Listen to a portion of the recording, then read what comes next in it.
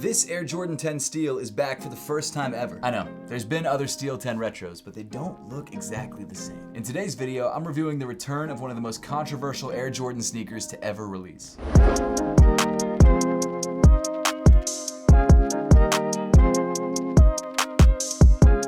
Jump into the video, the third core badge for the giveaway for the Elgato 4KX and of course the Air Jordan 4 White Cements is now available through the link in the top of the description below. There are two different prizes. You have a chance to win either one. And in case you haven't been following this giveaway, all you need to do is collect 4 core badges dropping in videos throughout the month. They're all linked in video description, so go back and check out some videos that you might have missed them in. But now back into the video. This is the upcoming 2025 Air Jordan 10 Steel Retro. However, this retro is not like any of the previous retros because it features the controversial toe cap, a detail that is literally never retro before, and the only way to get it was if you bought the original release back in 1994 and happened to get like the first couple pairs that were made. But we will get into the history of that and of course compare this shoe to the previous retro later on in the video. First, I want to tell you guys how you can get this pair for yourself. These new Steel 10s officially release on August 2nd for a retail price of $215. Of course, you can try your luck and try and grab these on release day, whether it's through Foot Locker or the sneakers app or something like that. But if you do want to grab a pair of these early, or maybe you missed out on the release, you can also check them out through the YouTube shopping tab on your screen. It's either in the description of this video or on a tab somewhere. It's around. To be honest with you, I have no idea what the release is going to be like for these. I would assume, based on the fact that all of the other OG Air Jordan sneakers that have released this year have sold out, like the Aqua 8s or the Black Metallic 5s, which actually are sort of a reimagining, so that was surprising. But because most of those have sold out, I wouldn't be surprised if this pair sells out as well, even with the toe cap. So again, try your luck on these when they release on August 2nd, but if you can't grab them then,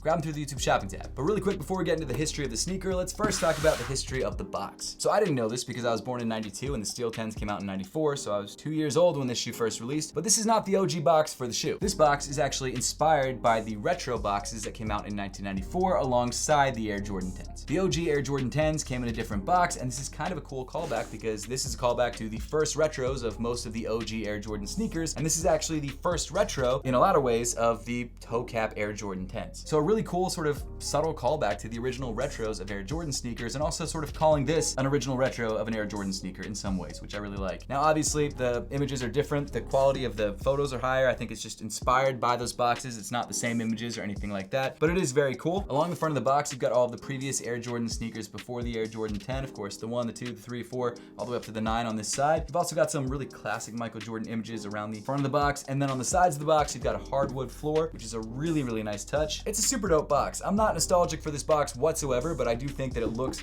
amazing, and I really, really love the aesthetic. Plus, you've got 1985 to 2025 on the top, because of course, this is the 40th anniversary of Air Jordans, so very, very nice touch. Of course, on the front of the box, you've got the size tag. I grabbed a size 9, which is my true size. We'll talk about sizing later on in the video. The official colorway of this shoe is white, black, light steel gray, and according to the sneakers app, this shoe is now called the light steel gray Air Jordan 10s. Not the steel 10s, the light steel gray Air Jordan 10s. As far as other interesting details on the box, there isn't really any other than maybe the paper being brown rather than white. Again, probably a callback to these original retro boxes. I've never seen one, at least not that I can remember, so I don't know for sure. Hey, either way, cool box. But getting back into the sneakers, the Air Jordan 10 is a really interesting model because Michael Jordan barely wore it on court. In fact, both the Air Jordan 9 and the Air Jordan 10s released during Michael Jordan's absence from basketball because his father passed away and he decided to pursue his baseball talents. You know, was a thing. He decided to do that, that's fine. How many more championships would he have won if he had stayed with the Bulls? I don't know. But either way, the Steel 10s first released in 1994 when Michael Jordan was not playing basketball and still playing baseball. The first time Michael laces up on court was for the Scottie Pippen All-Star Game, which was a charity event held by Scottie Pippen featuring both Scottie and Michael in September of 1994 at Chicago Arena. So it wasn't an official NBA game, but he did throw these on when he got back to the court. Apparently during that game, Michael actually dropped 52 points on Scottie Pippen. Obviously it's an all-star game, but they were more competitive back then. But now let's talk about the toe cap. This is a part of the shoe that people either really like because they're OG heads or they hate because it doesn't look great. Now, as many of you probably know, Michael actually hated this detail, so much so that during the first production run of this shoe, he told Jordan Brand to get rid of it. But since they had already produced pairs with the toe cap in both the steel and the shadow colorway, a few pairs did make it to market. After that though, every single pair of Air Jordan 10s up until now didn't feature the toe cap. And honestly, if we're real about it, I think the version without the toe cap is the better version. Let me know which one you like better in the comment section down below. I understand if you like the toe cap version because you think it's, the original version. There's a lot of history behind it, but objectively, when you look at these two shoes, I mean, you gotta admit that the one without the toe cap looks better. Now, the pair that I've got right here is the 2013 retro, which I believe was the last retro of the shoe. Interestingly enough, this pair right here, although it's technically the same shoe, is actually the first retro ever of the toe cap version. It almost kind of fits in with the Reimagined series because it is sort of a, not really a reimagining, but a redoing of a pair that's already released many times before. But at this point, why don't we talk about the materials that make up the Air Jordan 10 Steel with the toe cap. Starting off on the toe with the toe cap, you've got two different leather panels, one overlapping the other. They're both relatively thin, they're